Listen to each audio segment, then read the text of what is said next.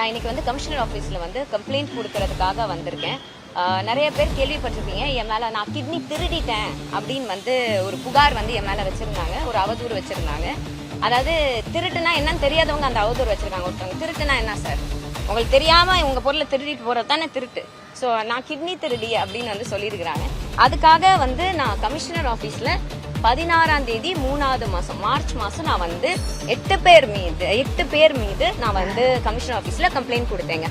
நான் கம்ப்ளைண்ட் காப்பியும் உங்களுக்கு வந்து நான் கொடுக்குறேன். அந்த கம்ப்ளைண்ட் காப்பிக்கு இந்த மாதம் 18ஆம் தேதி ஒரு ரிப்ளை வந்திருக்கு ஸ்டேஷன்லேருந்து. அதாவது என்னைய வந்து எனக்கு ஆல்ரெடி கல்யாணம் ஆயிருக்குன்னு சொல்லியிருக்காங்க, எனக்கு வந்து இது 3வது கணவர்னு சொல்லியிருக்கிறாங்க. ஸோ இந்த அவதூறு எதுவுமே வந்து கிரிமினல் டிஃபமேஷன்ல வராதான், இது வந்து சிவில் டிஃபமேஷன்ல வருமா அப்படின்னு சொல்லி போலீஸ் ஸ்டேஷன்ல இருந்து என்னுடைய வழக்கை எடுக்காம ஒரு நோட்டீஸ் வந்து அமைச்சிருக்கிறாங்க. இன்னொன்னு, இந்த நோட்டீஸ் வந்து கரெக்டா தாவேக்கு ஆட்சிக்கு வந்ததுக்கு அப்புறம் இந்த நோட்டீஸ் ஏன் வந்துச்சுன்னு எனக்கு தெரியல. இன்னொன்னு, இது சம்பந்தப்பட்ட மாதிரி என்னைய கூப்பிட்டு ஸ்டேஷன்ல எந்த விசாரணையும் பண்ணல. நான் எனக்கு எதிராக யார் என்ன குற்றம் வச்சிருந்தாங்களோ அவங்களுக்கு எதிரான ஆதாரங்கள், வாய்ஸ் ரெக்கார்டிங், ஸ்கிரீன்ஷாட்ஸ், இது எல்லாமே நான் வச்சிருந்தேன் சார். அதையும் அவங்க வாங்கி பார்க்கல, எதுவுமே படிக்கல. அவங்க சட்ட ஆலோசகர்கிட்ட ஏதோ விசாரணை பண்ணி இது மாதிரி வந்து அந்த கேஸை கோர்ட்டு கேஸ் நீங்க அலமா ஸ்டேஷன்ல வந்து நாங்க எடுக்க மாட்டோம் அப்படின்னு சொல்லியிருக்காங்க. அதாவது நானும் என் கணவரும் பெசநகர் பீச்சில் 15 லட்சம் வாங்கிட்டு அவங்களுக்கு வந்து கிட்னி ஏதோ கொடுக்குறோன்னு சொல்லி ஏமாத்திட்டோமா. அப்புறம் அவங்க திருப்பி கேட்கும் போது நானும் என் கணவரும் போய் கையில விழுந்து ஐயோ நீங்க காப்பாத்துங்க, எங்களுக்கு கல்யாணம் நடக்க போகுது அப்படின்னு சொன்னதான் ஒரு சூப்பரான story, screen play, direction, narration எல்லாமே வந்து பண்ணியிருக்கிறாங்க. இதை பண்ணாங்க 2 பேரும் பெரிய சமூக ஆர்வலர்கள், mister Karthik of Tiruchi TVK and advocate அப்படின்னு நெல்சன் ஒருத்தர் இருக்கார். இவங்க 2 பேரும் சொல்றாங்க. ஸோ இந்த வாய்ஸ் கேட்ட உடனே நாங்க யோசிக்கிறோம், யாரா இப்படி ஒரு சம்மந்தப்பட்ட ஆளே எங்களுக்கு தெரியலையே அப்படின்னு யோசிக்கும் போது கீழே வந்து ஒரு ஈவினிங் ஒரு 5 மணி போல அந்த நியூஸ் போட்ட உடனே அந்த மேடம் யாரும் அவங்க வந்து என் கணவருக்கு கால் பண்றாங்க. ஓகேயா, கணவருக்கு கால்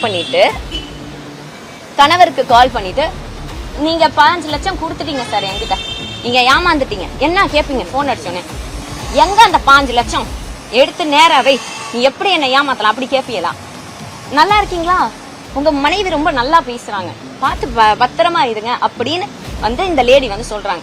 நாங்க எல்லா கால்ஸையும் நாங்க ரெக்கார்ட் பண்ணோம். ஏன்னா என் மேல இப்ப வரைக்கும் 3 நாள்ல எனக்கு வந்து என்னை பாம்பு போட்டு கொன்றுவேன் அப்படின்லாம் மிரட்டல் வருது.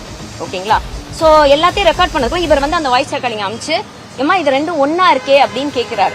ஒன்னா இருக்கு நாங்க கண்டுபிடிச்சதுக்கு அப்புறம் இதை வந்து அவர் சங்கத்து மூலியமா கொண்டு போனோம். அந்த லேடி வந்து ஒத்துக்கிறாங்க, அவங்களோட வாய்ஸ் தான் பாலிமர் நியூஸ்ல போட்ட, ஆனா உங்களையோ உங்க கணவர் பேரையோ நாங்க சொல்லல, அப்படி ஒரு நான் எனக்கு நடந்ததை தான் சொன்னேன், இவங்க தப்பா திணிச்சு போட்டாங்க. அந்த ஒரே ஒரு விஷயத்த வச்சு என்னையும் என் கணவரையும் எந்த அளவுக்கு தரக்குறைவா பேசணுமோ, எந்த அளவுக்கு கீழ்த்தரமா பேசணுமோ, எந்த அளவுக்கு மரியாதை இல்லாம பேசணுமோ எல்லாத்தையும் இவங்க உட்காந்து திணிச்சிருக்காங்க, மேனிப்புலேட் பண்ணிருக்காங்க. சரிங்களா சார், இதனால மார்ச் மாசம் நான் இங்க எனக்கு இப்போ ஞாபகம் இருக்கு, மார்ச் மாசம் நான் கமிஷனர் ஆபீஸ் வரும்போது we lost our baby. எனக்கு கல்யாணம் இப்பதான் சார் ஆயிருக்கு. we lost our first baby. இது மற்றவங்களுக்கு வேணா கேலி பொருளா இருந்துட்டு போயிடலாம் சார், இது எனக்கு அப்படி கிடையாது. இதெல்லாம் தாண்டி இப்பயும் நான் எங்கேயாச்சும் இதை சிம்பத்திக்காக எனக்கு யூஸ் பண்ணணும்னா நான் எப்பயோ யூஸ் பண்ணுவேன். இந்த டிராமா கேமா என்ன வேணாலும் சொல்லிட்டு போங்க சார், அது எனக்கு விஷயமே கிடையாது. ஆனா ஒரு பொண்ணு டிவிக்கு எதிராக பேசுதுன்ற ஒரே காரணத்துக்காக அந்த பொண்ணை நீங்க இப்படி மனசாட்சி இல்லாம அந்த பொண்ணோட கேரக்டரை டிஃபைன் பண்ணி அந்த பொண்ணோட பேரை கெடுத்து இதுலதான் சம்பாரிச்சு வந்து இதுலதான் நீங்க ஜெயிக்கணும்னா எனக்கு சொல்றதுக்கு வேற எதுவுமே வார்த்தைகள் கிடையாது சார். என் மேல எந்த தப்பும் இல்ல, எனக்கு மடியில கனம் இல்ல, வழியில பயம் கிடையாது.